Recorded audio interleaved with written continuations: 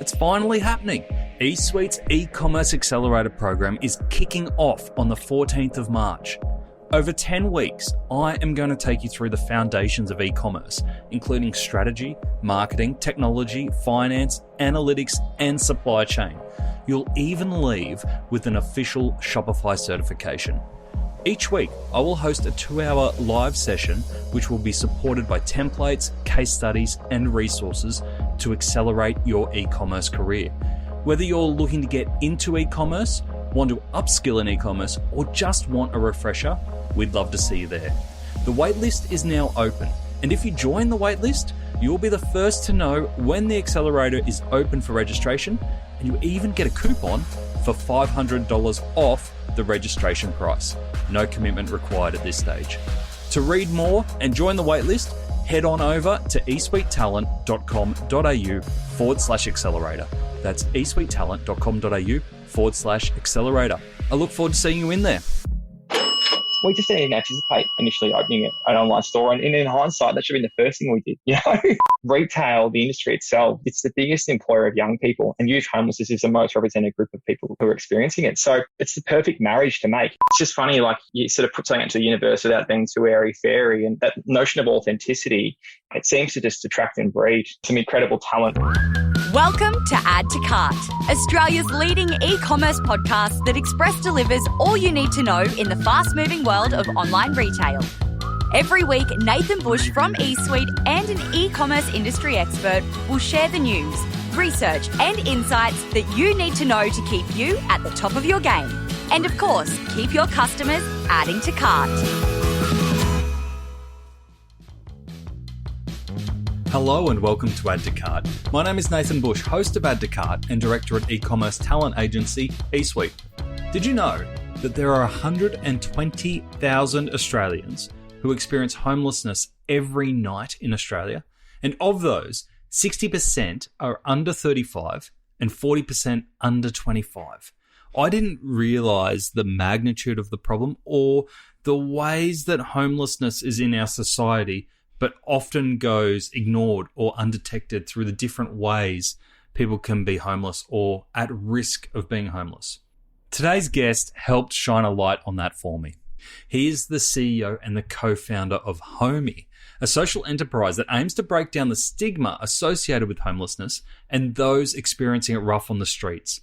They do this through their ultra cool fashion label called HoMie, their upcycled ReBorn range, and their very cool Pathway Alliance program that helps disadvantaged youth kickstart their career in retail. In this episode, we go on a journey with Nick on how he went from studying journalism and being a Manny, yes, a real-life Manny, to creating a business with purpose that is today known as HoMie. We also dive into the unique size guides that HoMie uses online, the tools that they use for online accessibility, and why saying no to opportunities has opened up more doors than saying yes. So, thanks to our partners Shopify Plus and Signet, let's get into it. Here is our conversation with Nick Pearce, CEO and co-founder of HoMie. Nick, welcome to Add to Cart. Thank you for having me, Nathan. It's a real pleasure to be here. Thank you for joining us. I know you are joining us from the middle of a Melbourne summer, and I can see that you're in your kid's bedroom with some tigers paraphernalia. I think you're indoctrinating your young child there. I am. I hope you can't hear him. He's actually just started crying in the background. No, sorry, Nathan, you got to start him early. And I am very much a shameless Tiger supporter. And yes, I do have the 3 most recent premiership posters immortalised in lamination above his cot. So unfortunately, whether he likes it or not, from day one, he's a Tiger. Well, what the listeners can't see is that you've actually got photos of your child around, and you've got the dusty haircut, which is a bit odd. Well, no, I'd say a poor man's dusty haircut, and that he's got a lot more coverage than myself. But I'd love to think that I could regain that. But unless there's a miraculous hair growth formula, which could be a great e-com initiative, obviously, if someone can crack the code for hair regrowth, then I think you're on to a winner. But no, so I live and breathe it. I live in Richmond. My partner Danny is not a supporter of the Tigers. She's a Collingwood supporter, which is almost blasphemy, but we make it work. Beautiful. Now, we're not here to talk about football, even though we could, but I think Melbourne is very important to your story. And obviously, Melbourne being AFL heartland, you are very ingrained in the Melbourne community. For those who don't know HoMie, tell us about HoMie and what you guys do. Yeah, thanks. And you're right, Nathan. We are very, very Melbourne. I guess the best way to put it is that we're an organisation, but we're also a streetwear clothing company, and we use the profits from our sales to support young people affected by homelessness or hardship. So we're an interesting hybrid and a unicorn in that we're a registered charity, and we have a lot of sort of charitable activities and endeavours, but we also have this commercial entity, which is our streetwear clothing and the label HoMie, which is really about trying to make caring cool and impact really tangible for consumers. So we like to think of ourselves as sort of, in a lot of ways, a full complement of both quality products, but also real meaning behind purchase. So it's an interesting hybrid, but I think there's a lot of organisations that are appearing like ours now and have been there long before us. But there's a term that's coined, called social enterprise, but I like to think of us as a business with purpose. Yeah, it makes sense. And if anyone's Googling HoMie, it's HoMie, because sometimes it's easier to Google along as you're listening. Of course, capital M for Melbourne.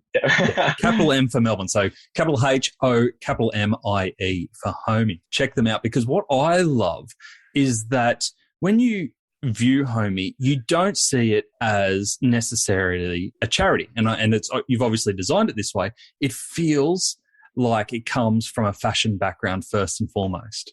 Well, thanks, Nathan. Yeah, there's an intentionality behind that, absolutely. And I think it's charity is such an interesting thing. And, there are big charities, there are small charities. There's, often, I guess, a lot that happens behind the scenes. And, there's also, mistrust and, there's just so many elements to these, but there's also amazing outcomes. And it's just one of those things where we kind of thought, let's just try and create a way to, I guess, make our mates really care about what we care about and make caring cool in quite a passive way.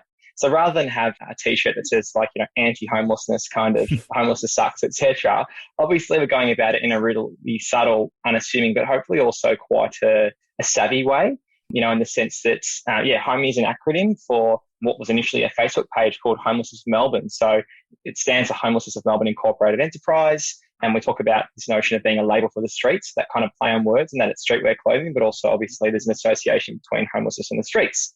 So yes, there is a real intentionality there. And I guess it's ultimately around the fact that it's for a consumer, we want people to think that this stuff looks and feels great before even understanding that, oh, wow, you're telling me that also when I purchase something that, it's going towards opportunities for young people to get into work and really make a good fist of their lives. So hopefully that just seals the deal. So it's almost, I guess, it's a cherry on top. But yeah, I think it's important to sort of, we don't want to be that person rattling the tin on the corner, that sort of annoying sort of person with the vest on and sort of in your face. It's sort of like, hey, you can get something that looks great for yourself and feels really good at the same time because you know that it's doing something. And then, by wearing that, you become an advocate for us. And then a mate sees it and goes, oh, what's that about? And you can tell them about it. And I guess that's how we kind of see it. It's quite a guerrilla movement. Yeah. And you are so far away from the street corner. I mean, from what I've read, you were recently featured at Melbourne Fashion Week. Is that right?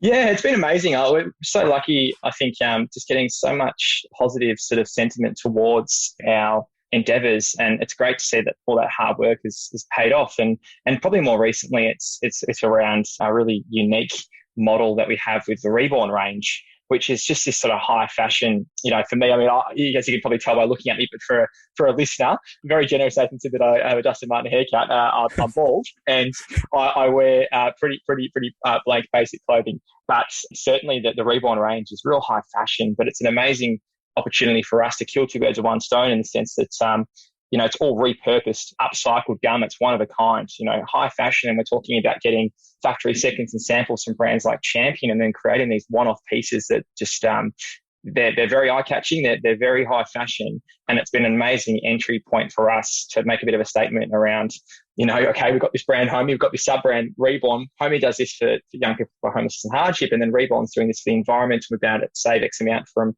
landfill. And I guess just kind of show people that there are some really sustainable ways to do things and just trying to challenge and provoke people to question, can we do more? So I guess all of those endeavours are really like an extension of, yes, you can start with something, but you can build upon that and create some real purpose behind it. Yeah. And I really want to dive into what you're doing with the homeless and the youth community in Melbourne. But before we move away from the design aspect, I'm really curious around how, I'm not throwing aspersions, it's like how someone like you, would be like me designing a fashion label. How do you develop and bring together a team that can have that cutting edge fashion and deliver the designs that are on trend and even pushing the trends a bit further? Oh, a lot of luck, I think, Nathan, in a lot of ways. I mean, I certainly sort of focus very much on the business component, but I'm very fortunate that one of the fellow co-founders and our creative director, Marcus, who I met overseas and sort of was part of the nucleus of HoMie, has really been driving that. And if you saw us, we're completely polarized. Marcus really fits the bill for a North Sider and just has amazing insight, but just we've been able to, I think, attract some incredible creators into our organization, graphic designers, collaborators. And I think it's just funny, like you sort of put something into the universe without being too airy-fairy, and that notion of authenticity, it seems to just attract and breed some incredible talent. So I think we're just lucky that in some ways we've created that luck, that there's a real authenticity behind what we're trying to achieve, both from sort of impact as well as product.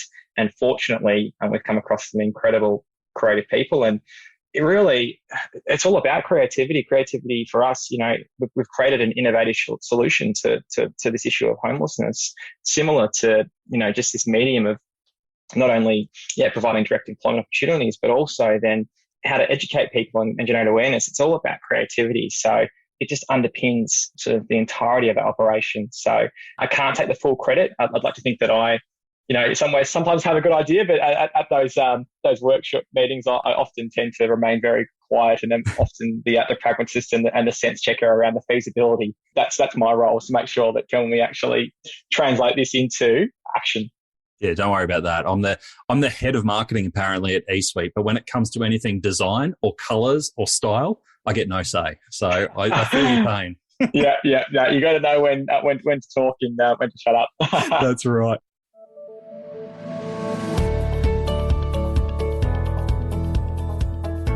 Australian brand Rolly Nation makes footwear that is lightweight and the favourites of suitcase stuffers around the globe. So when Rolly Nation wanted to put a greater focus on direct-to-consumer, they migrated to Shopify Plus. With integrations into Gorgeous for customer service, Smile for loyalty, Klaviyo for direct marketing, and Okendo for customer reviews, Rolly Nation were able to deliver a site that was as lightweight as their shoes. They immediately achieved a 62% improvement in page speed, which contributed to a 3.5% increase in conversion. As Limp Bizkit would say, they're now rollin'. To read more of Rolly Nation's story and to see other case studies, visit the customer sections on shopify.com.au/plus.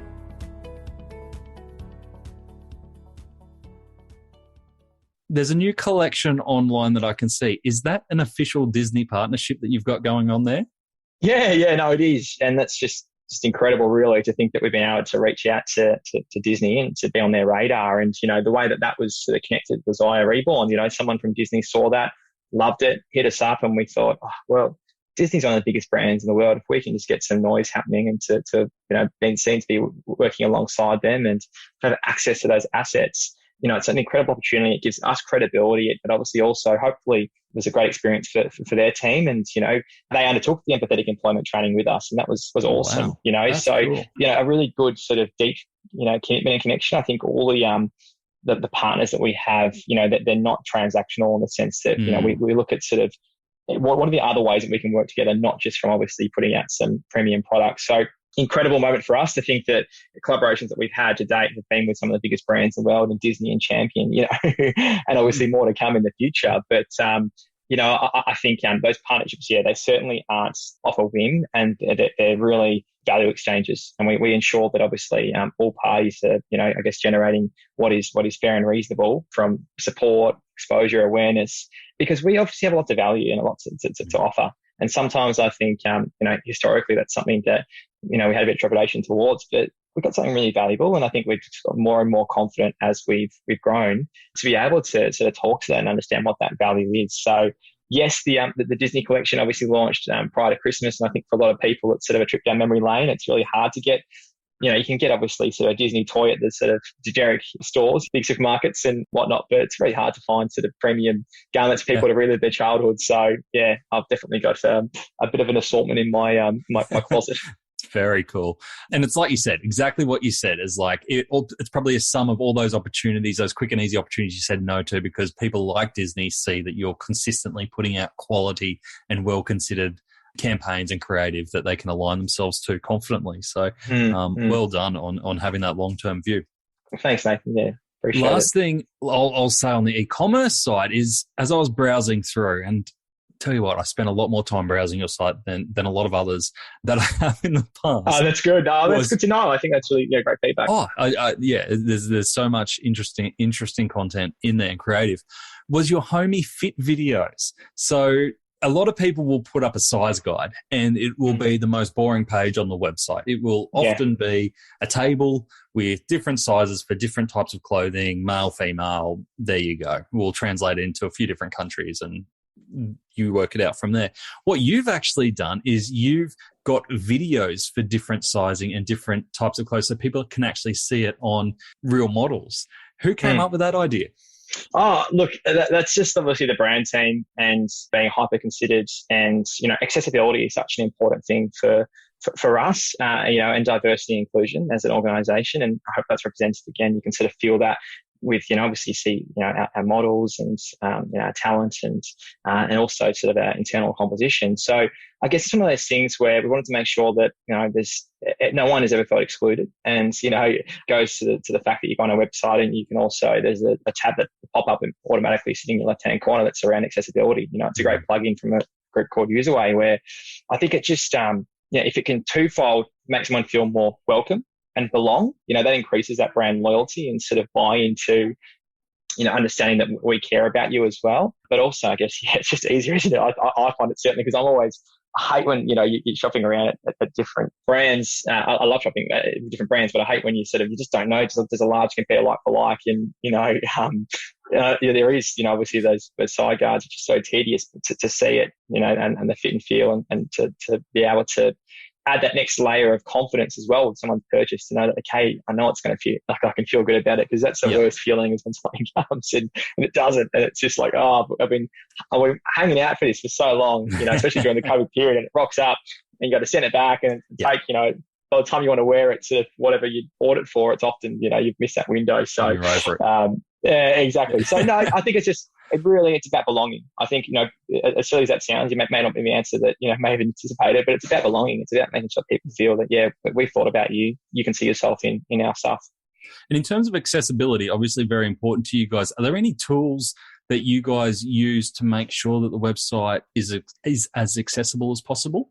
Yeah, I mean, this plugin that we've been able to integrate called Userway is just absolutely brilliant. And I think, to be honest, every website should, it's by no means a dear outgoing. And if anything, I think, as I say, people who may see that, the amount of people these days, everyone's got things happening, and different challenges. And if you can make life that little bit easier for people with, just say, it's not having to go out of your way whatsoever, that's been an awesome tool that I've recommended to a number of friends in the space and other businesses who've just integrated that from the outset, because I think it's just it should just be a fundamental. But that's one that I can highly recommend. Great stuff. We'll put a link to it as well as your size guide into the show notes so people can check it out.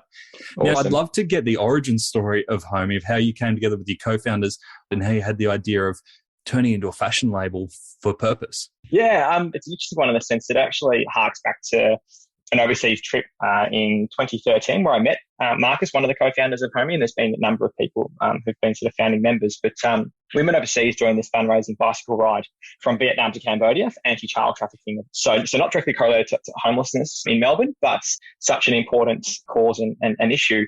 And I guess we just became friends on that trip. So we rode on push bikes. I think it was about 1,000K in a week. And it was incredible. We actually ended up going back the next year, but we raised funds and awareness for one school in a really remote region of Cambodia. And what we loved about that was this kind of tangibility to this endeavor. And then we came home and what really sort of invigorated by obviously the trip and, became good friends. And I guess we're sort of spitballing and Marcus is a really talented photographer and was working in the city at General Pants, and I was studying at uni doing journalism, and he just sort of reached out and said, mate, why don't we have a chat to someone who's on the streets and just find out about them, and, kind of, what can we do? And like, it's just, there's so many people, in the city now, when I'm committing to work, and I was seeing it going to uni as well.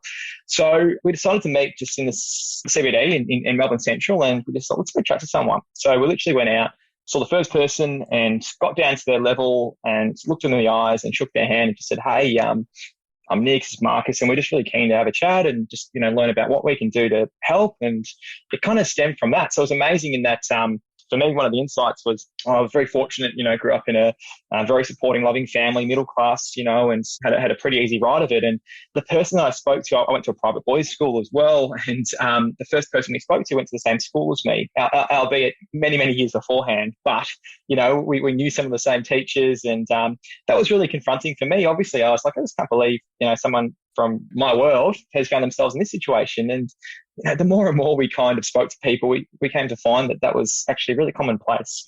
And there's just so much stigma behind homelessness. And it really sucked, I think. We kind of were learning more and more, meeting these people. And, the reality of who they were and their situation just didn't marry up to the stigma. And we decided to initially sort of create a guerrilla tactics campaign. And we, adapted the Humans in New York model, which was really, sort of engaging, and translated it across to speaking to people who were experiencing homelessness. So the whole idea was that we had this sort of, 4-word sit, chat, listen, share sort of model. It was so easy, in essence, but we would literally go and sit with someone, just get down to level, shake their hand, look them in the eye, and then share their story with the community online. So I'd type it up in their own words with their consent, and Marcus would get a really beautiful portrait, and we'd share that. And that just really blew up. We sort of eventually, the stories themselves are reaching, over 500,000 people. And it was awesome to see just the traction in terms of people saying, oh, I've walked past Jeff. I never knew his name every single day. And, the fact that he loved the same music, and I heard that he loved Led Zeppelin, and I loved Led Zeppelin, and we chatted about it, and he was really lovely. And I just wouldn't have done that if I hadn't have known that. And that was really cool. What kind of reactions were you getting from the people that you were talking with? Yeah, I think like the biggest insight from them was that the best thing you can do for me and for us is we just feel invisible. We live the same day over and over again. And it's just actually, it doesn't have to be having a chat or giving money, but just even smiling, acknowledging that we exist, because I think that loneliness is so compounding. And that was, just the insight that was given was like, I live the same day over and over again and no one sees me. But if someone smiles, they see me, like acknowledge that I am a person and I do exist.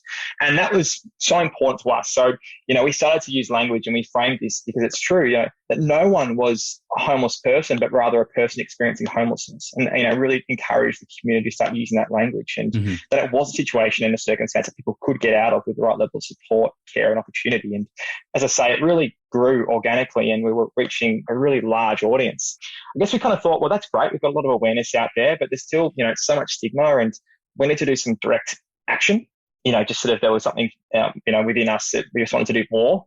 We didn't really know, but we just tried to do something. And we saw a campaign that existed worldwide called the Street Store Initiative, which was a pop-up thrift shop that started in South Africa. And it was sort of like a global sort of phenomenon.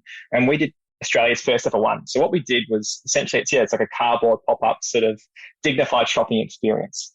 So we invited our online community and those that we had spoken to and the services that they were connected with, who were experiencing homelessness in the city, and to this kind of day event in, let me get my bearings. I think it was, it was December 2014, and it was just before Christmas time. And it was just this really beautiful kind of dignified shopping experience that we created, and sort of bridging and creating a connection between these two communities.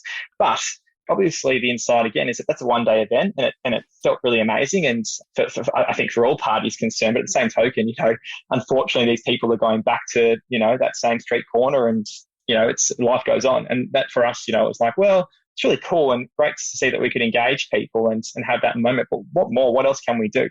We decided to do a crowdfunding campaign, and we raised about $20K, and we got some good sort of publicity through the course of that. And we're offered a pop-up shop, in a physical one in Melbourne Central.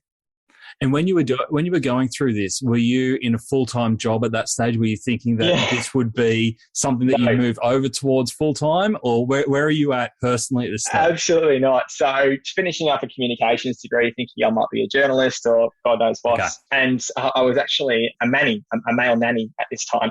So that was my sort of supplementary income. Okay. We decided to have a crack at this sort of, we've got a space that's been offered to us. Let's open a shop. Let's open a clothing store. We didn't have any clothing, didn't have any fixtures and fittings, didn't have anything, but we're quite resourceful. And I guess the first product that came to mind was that we had this logo, this monogram on our Facebook page, this Homelessness Melbourne logo. And that's obviously become, it's sort of our Nike tick equivalent. That's our what we're regarded for. And so we started to print some of those on some blank tees. Had a number of awesome brands that contacted us and said, hey, we'll give you some product to sell, love what you're doing. Because we initially had this one-for-one sort of initiative. So it was, hey, you come and shop with us and you buy a t-shirt, we'll give a t-shirt. And the way that we would do that is through a VIP shopping day experience, which was kind of a refinement of that experience in Fed Square. And what it actually was essentially a day where we would close the store to the public and we'd invite a local homelessness service to come in and shop for free. So the support staff would come in and we'd have this sort of really nice exchange. Again, sort of for us, it was like, okay, some good momentum here and we're getting good traction and we're getting some insights around our customer and sales. And we sort of thought, okay, again, though the VIP days aren't solving the issue. And we started to have some young people come in. So we had some youth homelessness specific services and it was really interesting. Sort of the feedback was from these young people, I had an amazing time and I just love this brand. And I'm kind of stuck right now in the sense that I've got some stability, but at the same token, I'm a bit stuck. Like I need some work experience or, I just can't get a job. I've got nothing on my resume. People make assumptions about me, who I'm going to be as a worker, etc. And at that point in time, we were probably, maybe 6 months into our journey and it was all voluntary. And, can I come and just do some, shifts with you? And we learnt together. And then we were able to sort of get business to a point where we could pay staff. And I guess, it really flowed from that. And we realized that there was this immense opportunity to really complement some of the existing infrastructure in, I guess, helping a young person exit homelessness. But one of the biggest gaps was opportunity, and I mean the lack of it. So some insights very quickly, just I guess to paint the picture, youth homelessness is such a big issue that sort of often, there's homelessness, but it's a real spectrum. And I think they say on any given night in Australia, there's over 120,000 people who experience homelessness, and that's the most recent census. So 7,000 of those live rough. Sorry, Nathan. Yeah. Oh, and in terms of when you say people aren't homeless, they're without homes, what kind of length of period are we often seeing people being without homes for?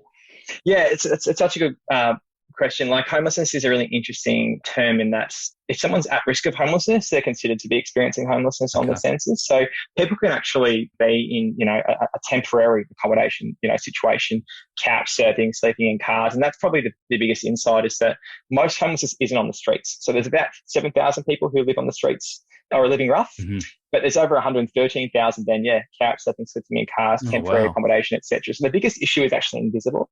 And within that number, I think it's now over 60% of people experiencing homelessness are 35 and under, and over 40% are 25 and under. So the vast majority of homelessness, and the reality of it is it's not an elderly person with the grey hair and beard. It's actually a young person who just can't get out of this sort of vicious cycle. And if it sort of continues for a said period, then just the likelihood of them actually experiencing it chronically just increases tenfold. And I can imagine having that experience at such a young age can do a lot of psychological damage if they are treated as invisible at that point in their life.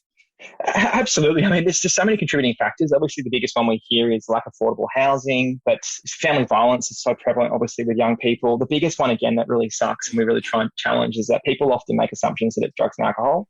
It's less than 5%, in terms of as a direct contributing factor to that person experiencing homelessness. So most people would automatically assume why someone experiencing homelessness is drugs and alcohol, as did I when I first sort of started to get into this world. But I guess that's something that, again, we're really trying to advocate against because it's just not true. Okay. And the numbers tell us that. So it's just a fascinating insight into a world that, as I say, there's so much prejudice and stigma and this negative stereotypes are perpetuated through, the mainstream media. But I guess what I was getting to was that we just found there's a huge opportunity to work with young people to help break that cycle. And it comes back to that point around that experience when we were in Cambodia. It was, we can't do everything for everyone. We can do something for someone. And what's the best thing that we can possibly do? And we realized that if we can create some structured, retail training and employment opportunities, and we can sort of complement a genuine pathway out of this situation. And people can stand on their own 2 feet, and hold down a job and live independently. And that's amazing. And it's better to try and do that than to try and, I guess, alternatively, provide a Band-Aid solution to the issue. We became very passionate about making sure that our something for someone was the right someone and it was the right something. We just didn't anticipate, initially opening an online store. And in hindsight, that should have been the first thing we did, we literally were so cavalier, and we said, yeah, we'll take on a short-term lease. It was supposed to last for 4 weeks. It ended up being a year. And it's now being, I think we're entering into our 6th, 7th year.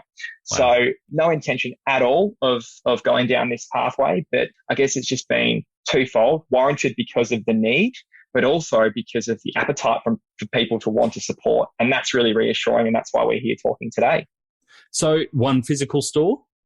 Yes. So we had the pop-up shop in Melbourne Central, and moved around there for, probably half a year or so. Mm-hmm. And then we decided to, take a bit of a leap, and it was quite cavalier because it probably, I'm sure, we're very fortunate to have a very sound and supportive board of directors. But early days, it was just, sort of co-founder activity. And we took on a lease, with probably just enough money to warrant it, and moved out to the corner of Brunswick and Johnson Street. And that's been our staple for over 5 years now. And it's obviously such a great location for us. And ultimately, it serves a great purpose it's such an iconic spot, and we get, great interaction with our consumer and direct feedback. But it's also, the primary mechanism for that is that it's a safe environment for us to provide the training for our young people. It's a supportive environment. And we also still host our VIP days there. So yeah, cool. Yeah, that's the purpose of why we have a physical store. Social enterprise Free to Feed connects refugees, people seeking asylum, and new migrants to their communities using their skills and their delicious, delicious food. But when COVID hit, these community gatherings weren't possible anymore. By partnering with our packaging suppliers Signet, Free to Feed were able to quickly move to online meal kits, which were boxed up and delivered safely to homes all over Australia. Free to Feed keeps on delivering for the community with the help of Signet. Visit signet.net.au/blog to find out more. And how does the training program work? Like, how do you decide who comes through the HoMie internship, and, how do you train them up? Yeah, no, good question. So, look, it involves a number of stakeholders. So the way that it works is that we go out to the support services that are already providing, I guess, that primary care. So, supported accommodation, access to mental health care, support work, et cetera, et cetera. Nothing that we actually don't have the capacity or capability to do. So the important thing to know is that we're really focused on, staying in our lane and ensuring that it's very strengths-based. So we go out and we pitch the program to the young people. We then take on expressions of interest and submissions from the young people and their support workers, go through a process of shortlisting, interviewing, because we have 12 placements per calendar year. And we run an 8-month paid retail internship. So it's called the Pathway Alliance program. So it works in conjunction with those community partners. But we have 12 young people who undertake a Cert 3 in retail operations that we sort of have co-designed with a local RTO. Cool. And we have placements. So we have young people who work in our store. So 3 young people who work in our store for that tenure. And then we're also partnered with some big brands, which has been awesome more recently, connecting with brands like Champion and Bonds and Nike and Tom Shoes, and training their staff and their workplaces to be able to provide the infrastructure for these opportunities. So that's been really cool for us. Is kind of, again, sort of that 2 bird, 1 stone approach, because it's amazing when, these businesses perceive these young people to be assets, and then they advocate for that, and then that sort of encourages, more opportunities. So that's kind of the model. So it's an 8-month program. There's a number of parties that support workers in those services. There's obviously ourselves as kind of that broker and sort of mediator between all parties. And there's also the employment providers. So it's a nice sort of triple-pronged attack where everyone's sort of playing to their strengths and providing a really comprehensive and quality experience for these young people to learn and be supported out of what is obviously been, a challenging time. So it's a genuine pathway. Yeah. And I love those partnerships that you mentioned. And obviously we saw over Christmas, and I think they've been doing it for a couple of years now, the Body Shop trial, open hiring, meaning that anyone who physically was able to do the job, and talking in a retail sense, they didn't have CVs, didn't have interviews. If you're physically capable of doing it, and that was to actually give people opportunity. What do you think of that approach? And are you seeing more of that, or do you still think it's very limited opportunity for people who don't have that CV to go? Look, I think there's a lot of trepidation and there's a lot of anxiety because there's just, fear of the unknown. And that's the job of ourselves and the Body Shop. And they obviously partner with Launch Housing, who's an incredible sort of national organisation, and we work very closely with. And it's incumbent on us to kind of, as I say, really destigmatise that, because it's nowhere near as scary as people often, or as, there are obviously some material challenges, but a lot of the kind of principles are, you operate in a strengths-based kind of manner, which, is exactly what that sort of open sort of hiring does, right? Is it's focusing on sort of what are the strengths and then positively exploiting those. Well, we work very much under the guise of unconditional positive regard at all times and meeting underperformance with curiosity. So easy, obviously, for people to make assumptions of, oh, that's why that person's late, or that's what it is. But it's often, as I say, that curiosity is such an important piece to support someone, as opposed to making harsh, brash assessments that are often ill-informed. So I really hope that does continue, and I think it's amazing when you have bigger brands as well. Like, obviously, we're growing our business, but to work with some of those larger national and some in cases international brands to show that they're actually engaging in this, and to take that fear factor away. I hope that breeds, sort of more buy-in, because ultimately retail, the industry itself, it's the biggest employer of young people, and youth homelessness is the most represented group of people, who are experiencing it. So it's the perfect marriage to make. And most of us probably began our professional lives working in hospitality or retail, and it's a launching pad. So, I really hope to see more, and we see ourselves as very much, fingers crossed, a positive influence in the space and a spark that can light the fire. It's so important that there's quality care given, but at the same token, people just need opportunity. It's lack of opportunity. And we've got such a moment right now in this sort of recovery from this COVID environment, et cetera, to make a statement and to really, because these people who are already sort of facing disadvantage have been further sort of impacted by the fact that you've had people who weren't experiencing disadvantage who now are as well, who may have had a stable job and a resume and everything else. So it just pushes people even further behind, but they need to be at the forefront, and we all need to be at the same start line of that 100-meter sprint. Yeah. And if we've got retailers listening to this, or even agencies, it doesn't matter, who are looking to give more people opportunity in their workforce, but are going, where do I start? Do you have a practical tip or a part of the old system that you would suggest tearing down to open up that opportunity as a great barrier just to get started? Look, it's a good question. And I think, we've even sort of ourselves tried to create some solutions, in the sense that we produced an empathetic employer training opportunity where a business or an agency or whatnot can actually take that with us. And I guess a lot of the principles, they're just often, I think we sometimes overcomplicate. Like, this is, treating other people how they want to be treated, equal opportunity, as I say, underperformance and curiosity. A lot of the principles are common sense and logical.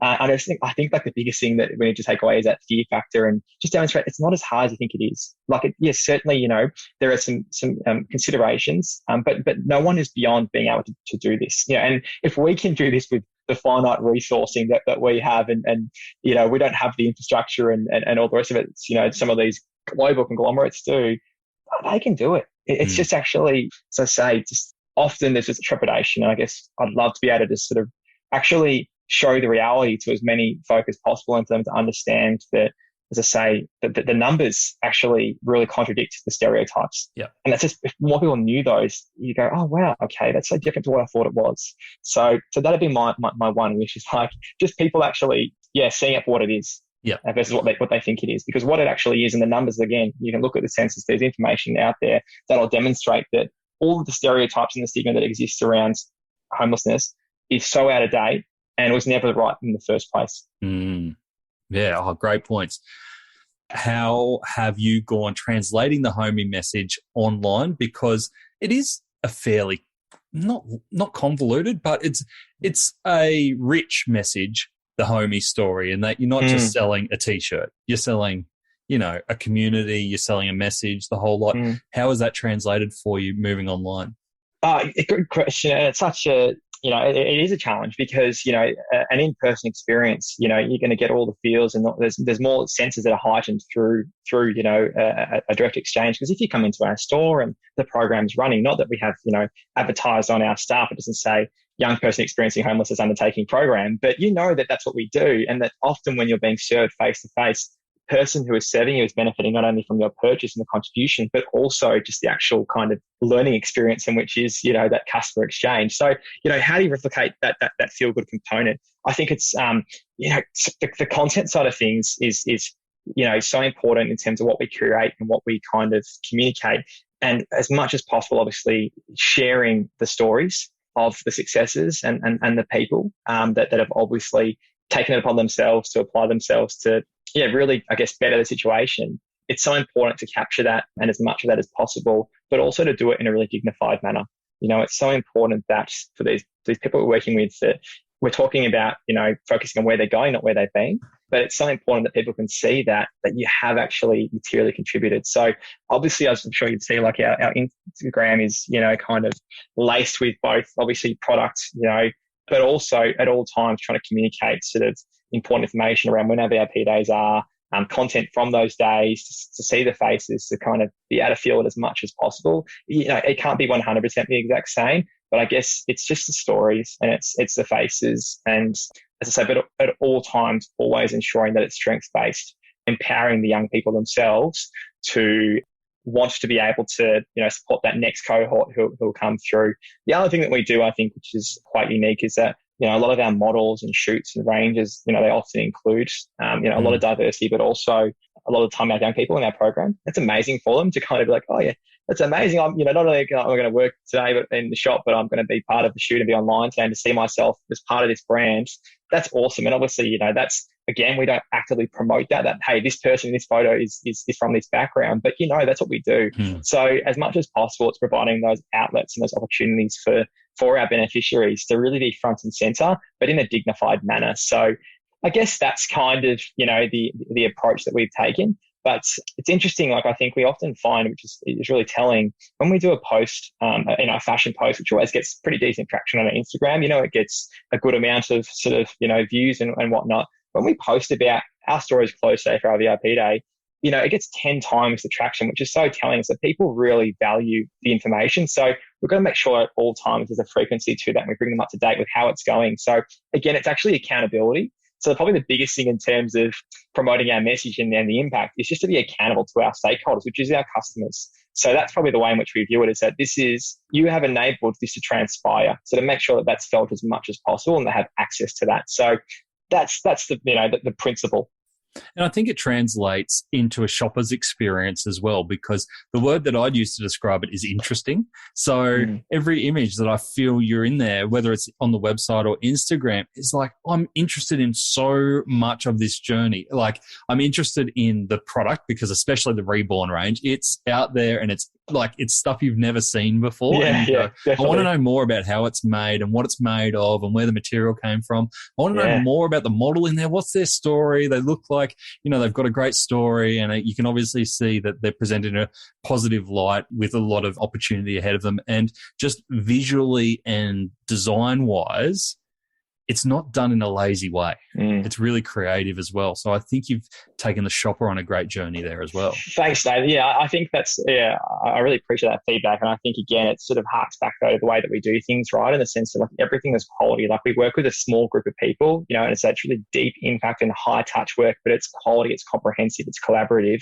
And that translates across to everything that we do as an organization. So we'll just never do something half-cooked, half-assed, because we owe it to our consumers and our community to give them, quality, because that's what we expect of ourselves. So it definitely underpins, and that's something we're really proud of, is that we really have tried to consciously not bite off more than we can chew with anything, just to ensure that whatever we're doing, that there is just consideration behind it and care. Because that's what actually creates the change, both from, hopefully return customer, sort of purchasing, but also creates change in someone's life, is that it's genuine care and it's not, as I say, sort of a temporary focus. You need to follow through with everything. So that goes for our programs and our product.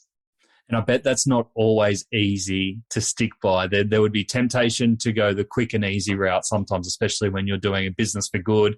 There might be cash flow issues as you're trying to, create as much cash flow as possible to make as big an impact as possible. I bet it's sometimes hard to kind of stick to that.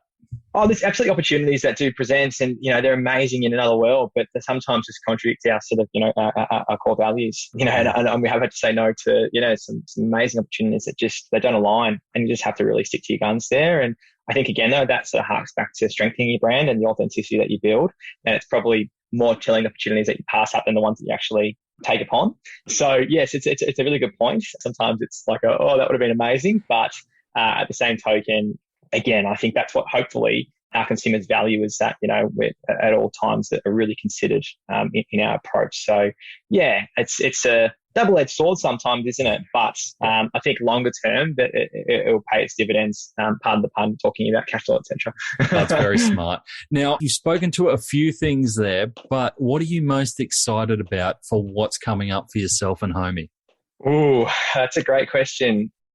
Look, I think for us, we're starting to knock on the door of some awesome collaborators, and both from a product perspective, but also, as I say, from that employment pathway kind of opportunity. And I think it's just amazing to think that we're getting on the radar of some of the biggest brands in the world who are coming to us to say, hey, we want to increase our diversity and inclusion and provide some opportunities. And how do you do it? And that's just a bit surreal. So I think it's probably twofold. It's the growth of the brand and the business, which we still have heavy aspirations. You say we're very Melbourne orientated.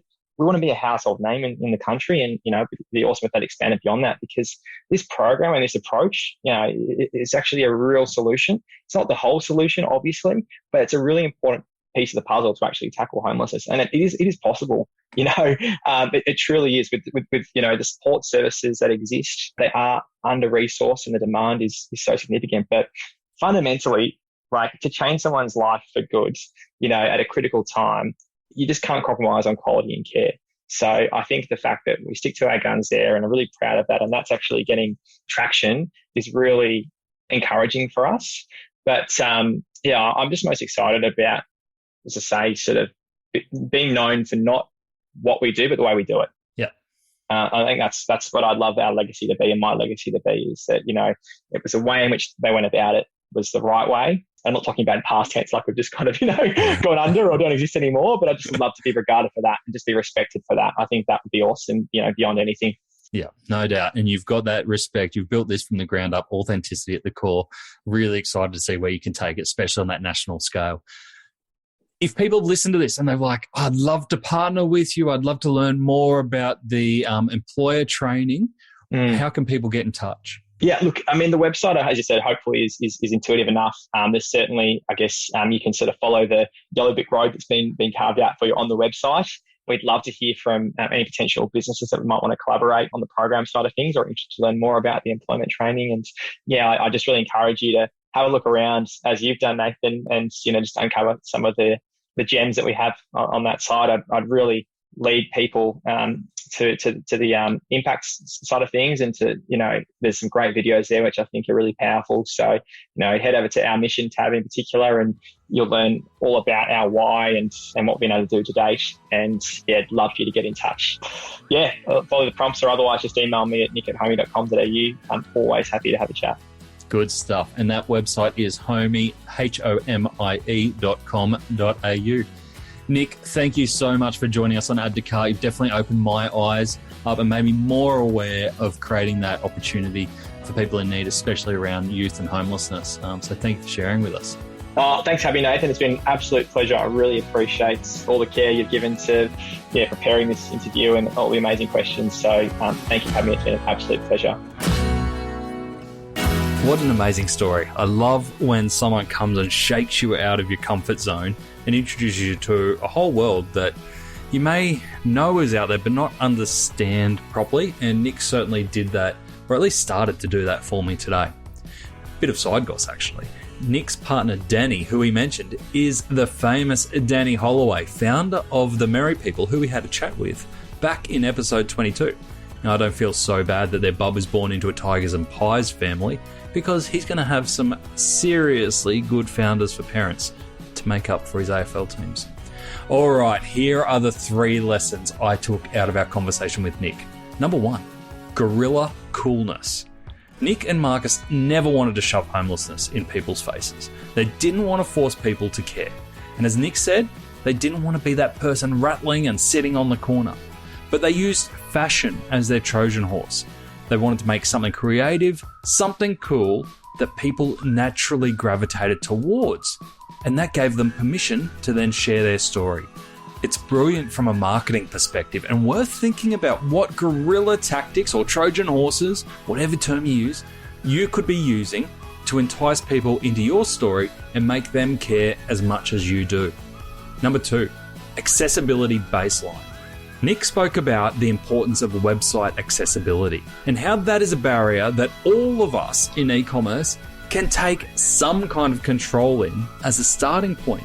The tool he mentioned was Userway, Userway.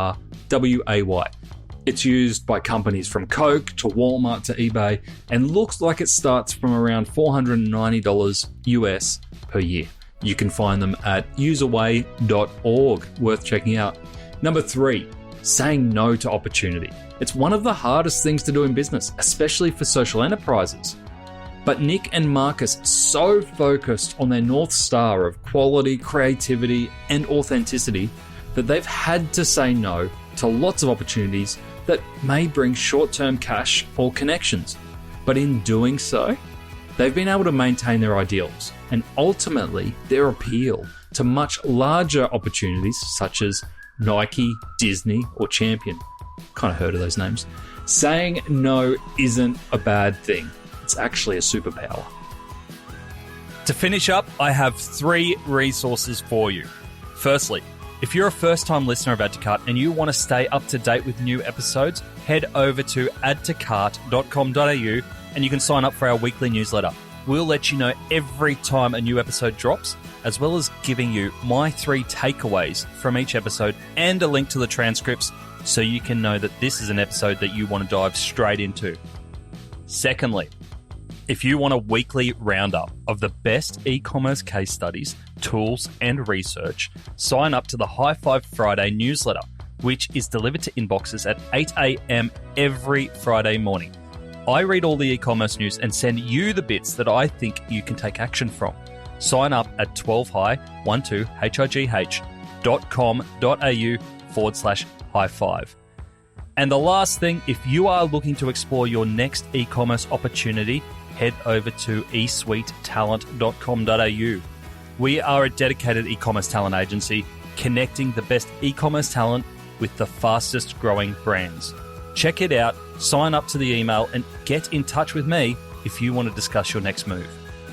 Until next time, thanks for listening and keep those customers adding to cart.